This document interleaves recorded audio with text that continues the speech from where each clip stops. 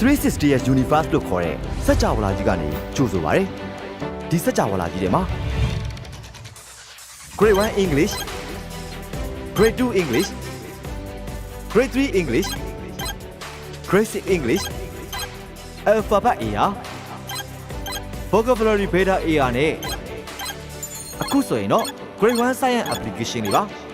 ထပ်မံဖတ်ရှုလို့လာခဲ့ပါပြီကျမတို့ grade 3ရဲ့ unit 6လေးကိုဆက်ပြီးတော့မှလေ့လာမှာဖြစ်ပါတယ် unit 6ကတော့ my day အရှိမသူတို့ days of the week တွေရောနောက်သူတို့တနေ့အိမ်မှာမလုပ်တဲ့ဆိုတာကိုအရှိရ unit တွေမှာလေ့လာပြီးဖြစ်တဲ့အတွက်ကြောင့်မလို့ဒီမှာအချိန်လေးတွေကိုသူတို့စပြီးတော့လေ့လာမှာဖြစ်ပါတယ်အရင်ကတော့သူတို့အရှိမတော့ o'clock လေးတွေပဲလေ့လာပြီးသားဖြစ်နေတယ်အဲ့တော့နာရီလေးတွေပဲ o'clock 1 o'clock 2 o'clock ပေါ့နော်နာရီလက်တဲ့အတိုလေးကဒီမှာနေရာတနေရာထဲမှာပဲရှိနေမယ်လက်တံအရှိလေးကစပြီးတော့ရွှေ့နေရမယ်lesson လေးပေါ့နော်အရှိရတစ်ခုကကြတော့နိုင်လက်တံအရှိကတနေရာထဲမှာရှိနေပြီးတော့မှလက်တံအတိုကပဲရွှေ့သွားတယ်အခုကတော့နိုင်လက်တံအတိုလေးကနိုင်တန်လေးကရက်နေပြီးတော့မှမိနစ်တန်လေးကရွှေ့သွားမှာဖြစ်ပါတယ်အဲ့တော့ဒီမှာကျမတို့ဒါလေးကိုလေ့လာမယ်ဆိုလို့ရှိရင် application ထဲမှာလည်းအရင်ဆုံးကျမတို့သွားပြီးတော့မှလေ့လာလို့ရမယ်အဲ့ဒါကတော့ကလေးတွေတခါတည်းမြင်ပြီးတော့မှကြည့်ရင်းနဲ့လေ့လာလို့ရမယ်နေရာလေးဖြစ်ပါတယ်အဲ့တော့ကျမတို့12နာရီ sorry number 12ကနေ1ရဲ့ကြားထဲမှာ9မိနစ်ရှိတယ်1ကနေ2ကြားထဲမှာ9မိ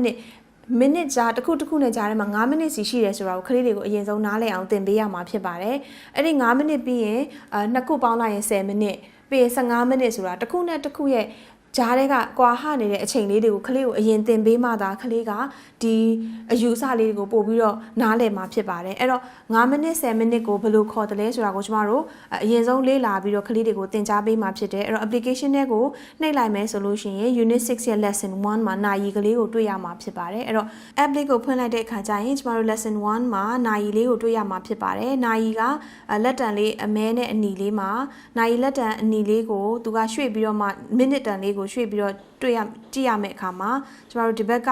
ဒီမှာလဲ8 o'clock ဆိုတာရှိပါတယ်အဲ့ဒါလေးကို set လုပ်လိုက်ရင်ဒီဘက်က speaker လေးကိုနားထောင်မယ် It's 8 o'clock It's 8 o'clock အဲ့တော့ဒီအပေါ်ကမြားလေးကိုနှိပ်လိုက်ရင်သူက minute ကလေးပြောင်းသွားမှာဖြစ်ပါတယ်ဒါလေးကို set လုပ်ရင် speaker လေးနဲ့နားထောင်မယ် It's 8:05 It's 8:05ဒီဘက်ကိုထပ်ပြီးတော့နှိပ်လိုက်မယ် set လုပ်မယ်နာရီလေးပြောင်းသွားတယ်လက်တံလေးရွှေ့သွားတာကိုကလေးတွေကတွေ့ရမှာဖြစ်ပါတယ် It's 8:10 It's 8:10ပြီးရင်နာရီလက်တံလေးရွှေ့မယ်လက်တံလေးရွှေ့သွားတာကိုကလေးတွေကတွေ့ရမှာဖြစ်တယ် It's 8:15 It's 8:15ပြီးရင်ဒါကIt's 8:20 It's 8:20အဲ့တော့နာရီလက်တံလေးရွှေ့သွားတာနဲ့မြကလေးကဒီဟာကိုပဲအချိန်လဲဆိုတာသိမှာဖြစ်ပါတယ် set လုပ်ပြီးရင် It's 8:25 It's 8:25အဲ့တော့ဒါကမြကလေးကိုကြည့်ပြီးတော့မှ It's 8:30 It's 8:30အဲ့တော့ဒီအောက်ကမြလေးကိုပြန်နှိပ်ရင်တော့နာရီလက်တံလေးကအနောက်ပြန်သွားပြီးနာရီမိနစ်လေးတွေယော့သွားမှာဖြစ်ပါတယ်ယော့သွားမယ်ဆိုလို့ရှိရင်လည်း It's 8:15အပေါ်ပြန်နှိပ်ရင်သူတို့အရှိကနာရီလေးတွေတိုးသွားမှာဖြစ်ပါတယ်နာရီလက်တံလေးရွှေ့သွားရင်သူကမိနစ်လေး It's 8:35 35 It's 8:40 It's 8:40 It's 8:45 It's 8:45 set လုပ်မယ်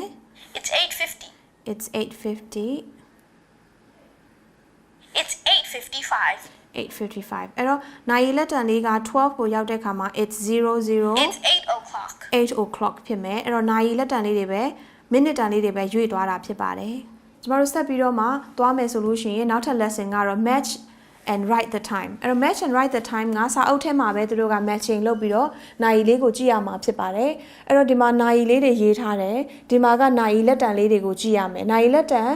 အနီလေးကိုကြည့်ရမှာဖြစ်ပါတယ်လက်တံအနီလေးကတော့သူတို့ဘယ်နေရာကိုပြနေတယ်လဲဆိုတာကိုသူတို့ကြည့်ရပြီးတော့မှနိုင်လက်တံနဲ့ဘယ်နှနာရီလဲဆိုတာကိုကြည့်ရမှာဖြစ်ပါတယ်အဲ့တော့ဒီမှာဆိုလို့ရှိရင်နိုင်လက်တံအတူက17နာရီနဲ့12နာရီကြားထဲမှာရှိတယ်နိုင်လက်တံအရှည်က3မှာရှိပါတယ်ဆိုတော့ဒါကဘယ်ဟာကိုပြောနေတယ်လဲသူတို့နာရီလေးတွေတကယ်ဖတ်တတ်ပြီလားဆိုတာကိုကြည့်ရမှာဖြစ်တယ်ဆိုတော့ဒါက17နာရီနဲ့15မိနစ်ဖြစ်ပါတယ်17နာရီနဲ့15ဆိုရင်ဒီဟာကို match လုပ်ရမယ်ဒီနာရီလက်တံအတိုလေးက9နာရီမှာပြတယ်9မှာပြတယ်လက်တံအရှည်က12မှာဖြစ်တဲ့အတွက်ကြောင့်မလို့ o'clock 7 o'clock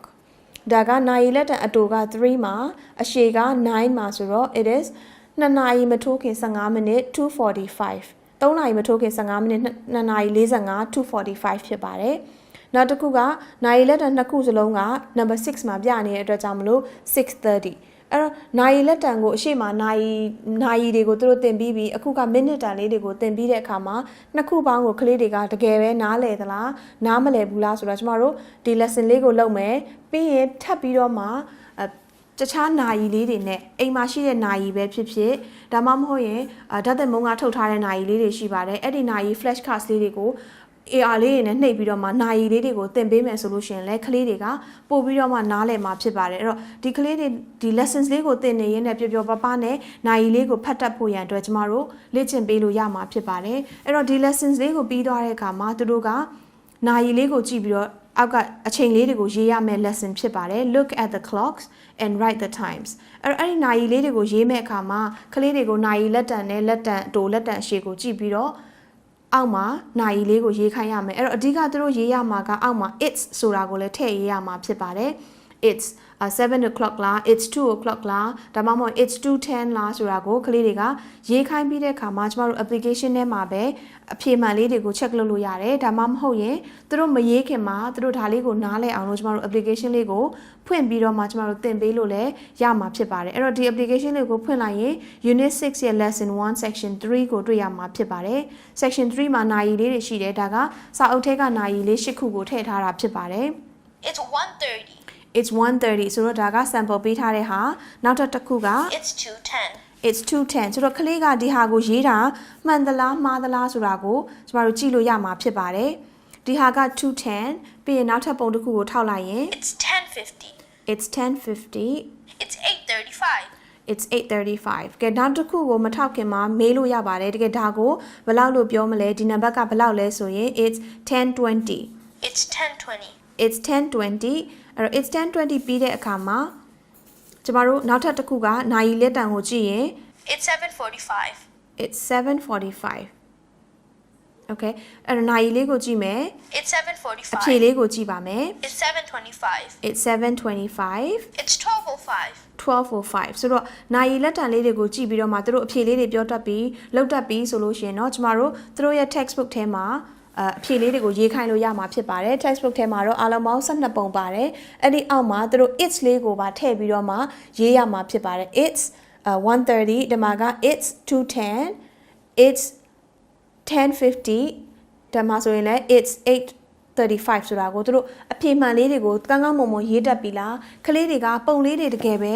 သိသွားပြီလားဆိုတာကိုကျမတို့နိုင်လက်တန်ကြည့်တတ်ပြီလားဆိုတာကိုလေ့လာလို့ရမှာဖြစ်ပါတယ်။အဲ့တော့ဒါလေးကိုလေ့လာပြီးသွားရင်တော့သူတို့ lesson 2ကိုဆက်ပြီးတော့သွားလို့ရမှာဖြစ်ပါတယ်။ lesson 2မှာတော့ဒီနေ့အကြောင်းမှာဘာတွေသင်နေသလဲဘယ်အချိန်မှာဘယ်အတန်းကိုသင်တယ်လဲဆိုတာကိုကလေးတွေကလေ့လာပြီးတော့ဘာအချိန်ကိုပြောတတ်အောင်လို့ကျမတို့လေ့ကျင့်ပေးရမှာဖြစ်ပါတယ်။အဲ့တော့ application ထဲမှာပဲ lesson 2ရဲ့ section 1ကိုတွေ့တဲ့အခါမှာကျမတို့မြားလေးကိုနှိပ်ပြီးတော့အရင်ဆုံးနားထောင်ကြည့်မယ်ပြီးရင်ကလေးကိုလိုက်ပြီးတော့မှပြောခိုင်းမယ်ဖတ်ခိုင်းလို့ရမှာဖြစ်ပါတယ် I have Myanmar in period 1. It is from 9 o'clock to 9:40. အဲ့တော့ I have Myanmar in period 1ပထမအဦးဆုံးစာသင်ချိန်က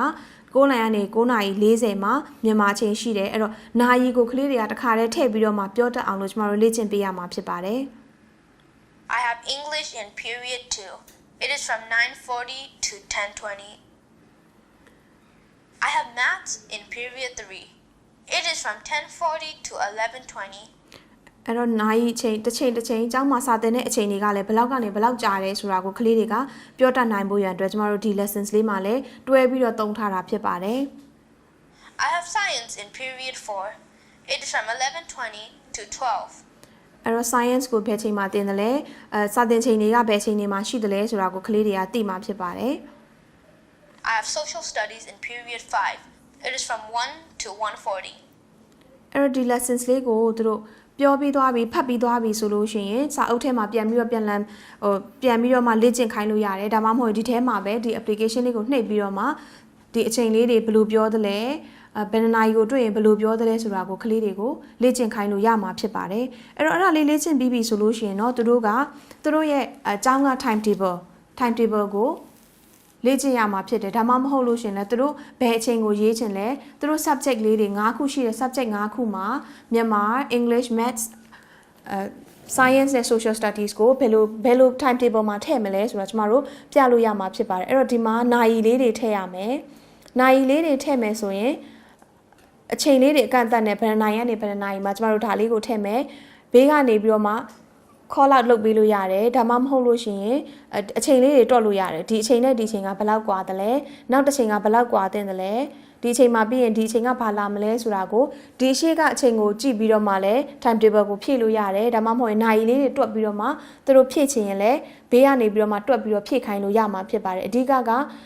ဘေးကပြောတဲ့လူရှိလို့ရှိရင်နားထောင်ပြီးတော့မှဖြည့်မယ်တကယ်လို့များဘယ်သူမှမပြောပေးနိုင်ဘူးတယောက်တည်းသူတို့တွက်ချက်နေမယ်ဆိုလို့ရှိရင်လည်းနိုင်လေးတွေတွက်ပြီးတော့မှEnglish Maths ဒါမှမဟုတ်မြန်မာ Maths English Social Studies Science ကြိုက်တဲ့ subject လေးတွေကို timetable လေးလုပ်ပြီးတော့မှနိုင်လေးတွေရေးရမှာဖြစ်ပါတယ်အဲ့တော့ဒါလေးကိုရေးပြီးသွားရင်တော့ make a list of your classes for one day and tell the class about it အဲ့တော့ period ရဲ့ time ရဲ့ subject ရဲ့အဲ့တော့ကိုယ့်ရဲ့ timetable မှာဘာတွေရှိသလဲဆိုတာကိုကလေးတွေမှတ်မိနေအောင်လို့ period 1ပထမအဆုံးတစ်ချိန်ကဘာရှိသလဲဘယ်အချိန်ကနေဘယ်အချိန်လဲဘာ subject လဲဆိုတာကိုသူတို့ရဲ့တကယ်လုံနေတဲ့ timetable လေးအတိုင်းကိုရေးခိုင်းမယ်ဆိုလို့ရှိရင်တော့ကလေးတွေကပို့ပြီးတော့မှမှတ်မိမှာဖြစ်ပါတယ်အဲ့တော့တကယ်လို့များအိမ်မှာပဲနေနေတဲ့အချိန်အိမ်မှာပဲစာသင်နေတဲ့အချိန်ဆိုလို့ရှိရင်လည်းဘယ်ချိန်ကနေဘယ်ချိန်ကိုအိမ်မှာစာသင်တယ်လဲဘယ်ချိန်ကနေဘယ်ချိန်ကိုသင်ချလုပ်တယ်လဲဘယ်ချိန်ကနေဘယ်ချိန်ကိုမြန်မာစာရေးတယ်လဲဆိုတာကလေးတွေကဒီ timetable လေးမှာရေးပြီးတော့မှကလေးတွေကအချိန်လေးတွေကိုသတ်မှတ်လို့ရမှာဖြစ်ပါတယ်အဲ့တော့ပြီးရင်သူကအောက်မှာ I haveဘာလဲမြန်မာလား I have Myanmar in first period 1 I have Myanmar in period 1ပြီးရင် it is from ဘယ်ချိန်ကနေဘယ်ချိန်လဲဆိုတာကိုကလေးတွေကကိုယ့်ရဲ့ timetable လေးကိုပြောတတ်အောင်လို့ကျမတို့ဒီ dialogue လေးကိုဒီဘက်ချမ်းက dialogue လေးကိုသုံးပြီးတော့မှဒီဘက်မှာသူတို့ကိုသင်ပြပေးရမှာဖြစ်ပါတယ်ဆိုတော့ကျမတို့ဒါက lesson 2ရဲ့အဆုံးလေးဖြစ်ပါတယ် lesson 2ပြီးသွားတဲ့အခါမှာတော့ကျမတို့ my daily activity ဆိုတော့ခုနကသူတို့တနေ့အကြောင်းမှာဘာတွေလုပ်တယ်လဲဘယ်အချိန်နဲ့ဘယ်အချိန်မှာဘာတွေကိုသင်တယ်လဲဆိုတာကိုကလေးတွေကလေ့လာပြီးတဲ့အခါမှာကျမတို့ lesson 3ကိုရောက်တဲ့အခါမှာကိုတနေ့တာဘာတွေလုပ်တယ်လဲဘယ်အချိန်မှာဘာတွေလုပ်တယ်လဲဆိုတာကိုကျမတို့သူတို့ကိုဆက်ပြီးတော့လေ့လာခိုင်းမှာဖြစ်ပါတယ်အဲ့တော့လေ့လာတဲ့အခါမှာကျမတို့အချိန်လေးတွေနဲ့တနေ့ဘာလုပ်တယ်လဲပြီးတော့အရှိမ lesson မှာသင်ခဲ့တဲ့အတိုင်း usually always sometimes often ဆိုတာတွေကိုသုံးပြီးတော့မှဘာတွေပြောတယ်လဲဆိုတာကိုကျမတို့ဆက်ပြီးတော့လေ့လာမှာဖြစ်ပါတယ်အဲ့တော့ application ထဲမှာနှိပ်လိုက်ရင် lesson 3 section 1မှာ I usually get up at 6 o'clock အဲ့တော့ I usually ဆိုတော့ always တော့မဟုတ်ဘူးဒါပေမဲ့လည်းများသောအားဖြင့်သူက6နာရီမှာထမှာဖြစ်မဲ့အတွက်ကြောင့်မလို့ I usually get up at 6 usually ကိုသုံးထားတာဖြစ်ပါတယ်ပြီးရင် I often have a bath at 6:15 I often have a bath at 6:15 ဆိုတော့ not always not even some usually often ဆိုတော့တချို့ရက်တွေမှာချိုးတယ်လို့ပြောချင်တာ I often have a bath at 6:15ပြီးရင် I usually have breakfast at 7:30 I usually have breakfast at 7:30ဆိုတော့ဒီဟာလေးတွေကိုနှိပ်ပြီးတော့လေကလေးတွေကိုနောက်ကလိုက်ပြောခိုင်းမယ်ဆိုရင်သူတို့ကစာကြောင်းလေးလည်းဖတ်ထားမယ်မျက်စိနဲ့လည်းမြင်နေမယ်အဲ့တော့ပါဇက်ကလည်းလိုက်ပြောနေမယ်ဆိုလို့ရှိရင်သူကအားလုံးကိုကြက်ထားပြီးသားမှတ်ထားပြီးသားလေးတစ်ခါတည်းဖြစ်မှာဖြစ်ပါတယ်အဲ့တော့ I usually ဆိုတော့ usually ကိုဘယ်ချိန်မှာသုံးတယ်လဲဆိုတာလည်းသူတို့သိမယ် not always ဒါပေမဲ့ usually have at 7:30 breakfast at 7:30ဆိုတာကိုကလေးတွေကသုံးတတ်မှာဖြစ်ပါတယ်နောက်တစ်ခုကိုနှိပ်ရင်တော့ I always go to school at 8:25 I always go to school at 8:25 always ဆိုတော့နေ့တိုင်း8:25မှာအိမ်ကနေထွက်တယ်အကြောင်းကိုသွားတယ်ဆိုတာကိုနေ့တိုင်းလုပ်တဲ့အလုပ်ကို always နဲ့သုံးတာဖြစ်ပါတယ်I usually go home at 3:45 I usually go home at 3:45ဆိုတော့ not always ဒါပေမဲ့များသောအားဖြင့်3:45မှာသူပြန်တယ် I usually go home at 3:45 I often do housework at 4:30အဲ့တော့ often လေးကိုသုံးတဲ့အခါမှာဘယ်လိုရက်တွေမှာဘယ်နှစ်ရက်ဘယ်လောက်တစ်ပတ်လုံးမှာဘယ်နှစ်ရက်ကိုသူလုပ်တယ်လဲဆိုတာကိုကျွန်တော်တို့သိလို့ရမှာဖြစ်ပါတယ် I usually study my lesson at 7:30အဲ့တော့ usually study my lessons at 7:30အဲ့တော့ usually not always but usually study my lessons ပြီးရင် I sometimes watch TV at 8:30အဲ့တော့ I sometimes ဒီမှာ sometimes လေးကိုသုံးထားတယ်ဆိုတော့ sometimes မှာလည်း not every day sometimes watch TV at 8:30ဖြစ်ပါတယ်ပြီးရင် I usually go to bed at 9 o'clock I usually go to bed at 9ဆိုတော့ဒီမှာသူ့ရဲ့အရှိက lesson မှာသုံးထားတဲ့ always usually often sometimes ဆိုတာတွေကိုကလေးက ပြန်ပြီးတော့မှတတိယမယ်ပြီးတော့ usually ဆိုတာဘာကိုပြောတာလဲသူတို့မှတ်မိနေမယ် often ဆိုတာဘာဘယ်အချိန်မှာသုံးတာလဲဘယ်လိုမျိုးအခြေအနေကိုသုံးတာလဲဘယ်အချိန်မှာusually လဲဘယ်အချိန်မှာ sometimes လဲဆိုတာကိုကလေးကပြန်ပြီးတော့မှတ်မိနေမှာဖြစ်ပါတယ်အဲ့တော့ကျမတို့ဒါလေးကိုဖတ်ပြီးသိပြီးဆိုလို့ရှိရင်တော့ကလေးကိုမေးလို့ရတယ်တနေ့လုံးဘာတွေလုပ်ထားလဲဘယ်အချိန်မှာအိပ်ရာထတယ်လဲဒါပုံမှန်ထတာလားပုံမှန်ထရင်တော့ I always get up at 7 o'clock ဒါမှမဟုတ် I always get up at 6 o'clock ဖြစ်မယ်အဲ့တော့ usually သုံးမှာလား often သုံးမှာလား sometimes သုံးမှာလားဆိုတော့သူ့ရဲ့တနေ့တာသူလုပ်တဲ့ activities လေးတွေပေါ်မူတည်ပြီးတော့မှအဲ့ဒီ usage လေးတွေကိုလည်းသုံးခိုင်းမယ်နာရီလေးတွေကိုလည်းမှတ်ခိုင်းမယ်ဆိုရင်ကလေးတွေကသူတနေ့ဘာလုပ်သလဲဆိုတာကိုနာရီလေးတွေနဲ့တွဲပြီးတော့မှသူကပို့ပြီးတော့မြင်လာမှာဖြစ်ပါတယ်အဲ့တော့ဒါလေးကိုရသွားပြီဆိုလို့ရှိရင်တော့ကျမတို့က match the daily activities and the times and write sentences အဲ့တော့သူတို့က matching လုပ်ရမယ့်အချိန်လေးဖြစ်ပါတယ်စာအုပ်ထဲမှာဒီမှာ go home do the housework go to school အဲ့တော့ဒီမှာ in the evening in the morning in the afternoon ဘယ်အချိန်တွေမှာဘာကိုလုပ်တယ်လဲဆိုတာကိုကလေးတွေကသိရမှာဖြစ်ပါတယ်အဲ့တော့ go home က in the morning ဖြစ်နိုင်သလား in the afternoon ဖြစ်နိုင်သလား in the evening ဖြစ်နိုင်သလားသူစဉ်းစားပြီးတော့ match လုပ်ရမယ်ပြီးရင် do the housework ကဘယ်အချိန်ဖြစ်နိုင်သလဲ go to school ကဘယ်အချိန်ဖြစ်နိုင်တယ်ဆိုတာကို match လုပ်မယ် match လုပ်ပြီးတာနဲ့သူကအဲ့ဒီပုံလေးနဲ့နာရီလေးကိုတွဲပြီးတော့မှပြောရမှာဖြစ်ပါတယ်ပြောတာက I go home at 3:30 in the afternoon အဲ့တော့တကယ်လို့များ go to school ဆိုရင် I go to school at 8:45 in the morning ဖြစ်မယ်ပြီးရင် I do the housework at 6:30 in the evening ဖြစ်မယ်ဆိုတော့ဒါလေးတွေကိုကလေးကမှန်ကန်နဲ့အချိန်လေးတွေတွဲပြီးတော့သုံးတတ်သလားဆိုတာကိုကျမတို့လေ့လာလို့ရမှာဖြစ်ပါတယ်ဒါပြီးတာနဲ့ကျမတို့အောက်မှာ complete the questions with always usually often sometimes and write the answers အဲ့တော့ခုနကပြောခဲ့တဲ့အတိုင်းပဲအဲ့ဒီ always usually sometimes often လေးတွေကိုသုံးပြီးတော့မှသူတို့ရဲ့ sentence လေးတွေသူတို့တနေ့ဘာလုပ်တယ်လဲဆိုတာကိုကလေးတွေကပြောနိုင်မှာဖြစ်ပါတယ်အဲ့တော့ what time do you ဘာမေးမလဲ what time do you usually have a bath လား always have a bath လားဘာသုံးမလဲအဲ့လိုဆိုရင်ဒီမှာသူပြောတဲ့အတိုင်းပဲ usually လို့လည်းမေးရင် usually သုံးပြီးတော့မှပြန်ဖြေရမှာဖြစ်ပါတယ်ပြီးရင် what time do you always have a have breakfast လို့မေးရင် I always have breakfast at 7 o'clock လားဒါမှမဟုတ် 7:30 လားသူတို့ဒါပြောလို့ရမယ်မေးခွန်းလေးရောအဖြေလေးမှာရောသူတို့ always ကော usually ရော often ရော sometimes ကောတွဲပြီးတော့သုံးရမှာဖြစ်ပါတယ်အဲ့တော့ဒီမှာမေးခွန်းလေးတွေကိုတွဲပြီးတော့မှရေးခိုင်းမယ်အဖြေလေးတွေကိုလည်းတွဲပြီးတော့ဖြေခိုင်းမယ်ဆိုရင်ကလေးက always usually sometimes နဲ့ often လေးတွေကိုတွဲပြီးတော့သုံးလို့ရမှာဖြစ်ပါတယ်အဲ့တော့ဒါလေးတွေကိုသုံးပြီးရင်တော့တယောက်နဲ့တယောက်အမေခွန်းလေးတွေမေးမယ်ပြန်ဖြေမယ်သူဘာလုပ်တယ်လဲဆိုတာကိုလည်းကလေးကပြန်ပြောနိုင်မှာဖြစ်ပါတယ်အဲ့တော့သူတို့ရဲ့အရှိက lesson စီရောအခုသုံးနေတဲ့အချိန်လေးတွေကိုရောကလေးကတွဲပြီးတော့မှသုံးပြီးတော့ပြောပြတတ်မှာဖြစ်ပါတယ်အဲ့တော့ဒါလေးက lesson 3လေးပြီးတဲ့အခါမှာကျမတို့အနောက်က story လေးကိုနားထောင်ရမှာဖြစ်ပါတယ် story လေးကတော့ lesson 4 my school days ဖြစ်ပါတယ်အဲ့တော့ဒီမှာတို့သင်ခဲ့တဲ့ lessons မှာ lessons တွေကအတိုင်းပဲ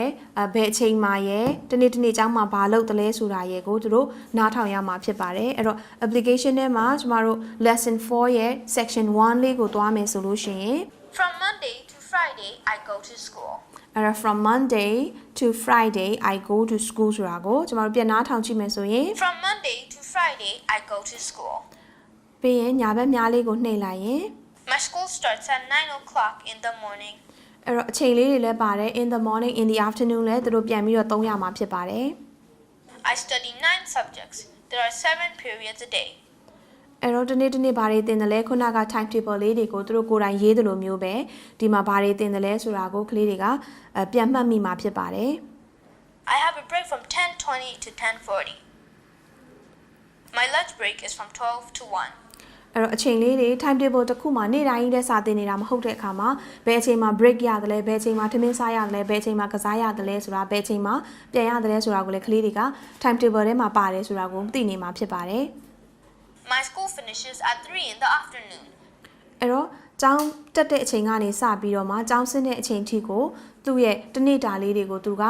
ဒီထဲမှာပြောပြထားတာဖြစ်ပါတယ်အဲ့တော့ကလေးကဒါကိုနားထောင်ပြီးပြီဆိုလို့ရှိရင်သူ့ကိုပြောခိုင်းလို့ရတယ်ဒီထဲမှာအတိုင်း from Monday to Friday I go to school ဒါပေမဲ့ my school started တချို့ကျောင်းတွေက8နာရီမှာစရင် my school started 8 in the morning ပြီးရင်ဘယ်နှ subject တစ်နေ့ဘယ်လောက် subject တွေသင်တယ်လဲပြီးရင် breakfast ကိုဘယ်ချိန်မှာစားတယ်လဲဒါမှမဟုတ် break ကဘယ်ချိန်မှာရတယ်လဲlunch break ကဘယ်ချိန်လဲကျောင်းကနေဘယ်ချိန်ပြန်တယ်လဲဆိုတာကိုကလေးကတယောက်နဲ့တယောက်ပြန်ပြောပြမယ်ဒါမှမဟုတ်အိမ်ကလူတွေကိုပြောပြလို့ရမှာဖြစ်ပါတယ်အဲ့ဒါပြောပြပြီးလို့ရှိရင်တော့ကျမတို့က write and tell the class about your school days အဲ့တော့ဒီအောက်မှာကိုယ့်ရဲ့ကျောင်းချိန်တွေကိုကိုဟာကိုရေးလို့ရမှာဖြစ်တယ် my school days ကိုတနေ့ဘာလုပ်တယ်လဲဒီကလေးလေးရဲ့ပြောတဲ့အတိုင်းပဲ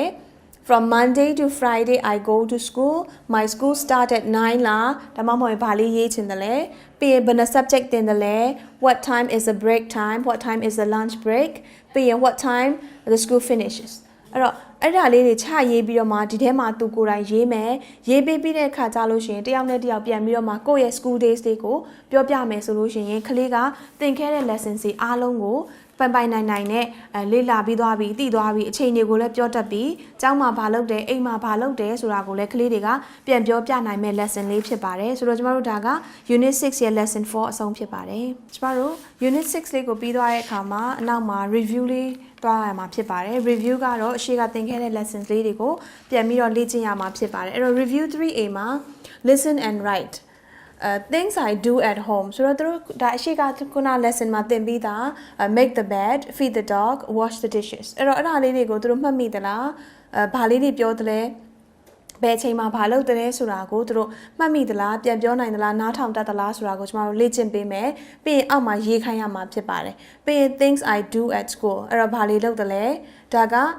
study in the library လားဒါမှမဟုတ်ရင် help others လားဒါမှမဟုတ် clean the classroom လားဒါလေးတွေကိုတို့မှတ်မိသလားမမှတ်မိသလားကိုကျမတို့ပြန်လေ့လာမယ်ရေးခိုင်းမယ်ပြီးရင် things I do in my classroom အဲ့တော့ဒါလေးကဘာလုပ်တယ်လဲ work in groups လား draw pictures လားဒါမှမဟုတ် work alone လားဒါတွေအကုန်လုံးကိုတို့မှတ်မိပြီးရေးတတ်ပြီးဆိုလို့ရှိရင်တော့ကလေးကအရှိက lessons လေးကိုပိုင်နိုင်နဲ့ရနေပြီဖြစ်မှာဖြစ်ပါတယ်ပြီးတော့သူကအောက်မှာဒီဟာလေးတွေနဲ့ပတ်သက်ပြီးတော့မှအောက်မှာစာရေးရမှာဖြစ်ပါတယ် write and say the things you do at home and at school အဲ့တော့ at home what do you do at home I make the bed andပြီးရင်ဘာလုပ်လဲ or I feed the dog ဘာရေးမလဲအိမ်မှာလုပ်တဲ့နှစ်ခုကိုသူတွဲပြီးတော့ရေးလို့ရတယ်ပြီးရင် at school I sometimes draw the picture လား I always draw the picture လား I sometimes work alone လားသူတို့ဘာရေးမလဲခုနက usually or sometimes always တွေကိုပေါင်းပြီးတော့လည်းရေးလို့ရတယ် at school ဆိုရင် study in the library လား help others လား clean the classroom လားရမယ် in my classroom what do you do in my classroom I always work in groups လား I always draw the picture လားဘာရေးမလဲပြီးရင် after school ဘာလုပ်တယ်လဲ after school I go home okay or time လေးပါတခါလေးရေးလို့ရချင်ရေးမယ်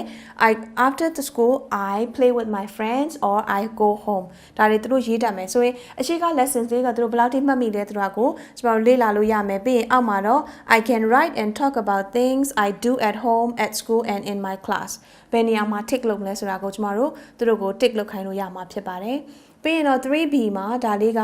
start from here ဒီဘက်ကနေတယောက်တစ်လက်စီမေးရမယ်မေးခွန်းလေးတွေဒီကနေစမယ် A နဲ့ B နဲ့တယောက်တစ်လက်စီမေးမယ်မေးခွန်းလေးတွေဖြစ်ပါတယ်အဲ့တော့ဒီမှာတယောက်ကမေးရင် what time is it ဆိုရယ်မေးခွန်းလေးကိုမေးမယ်တယောက်ကဖြေမယ်ပြီးရင်နောက်တယောက်ကပြန်မေးမယ် what time do you watch TV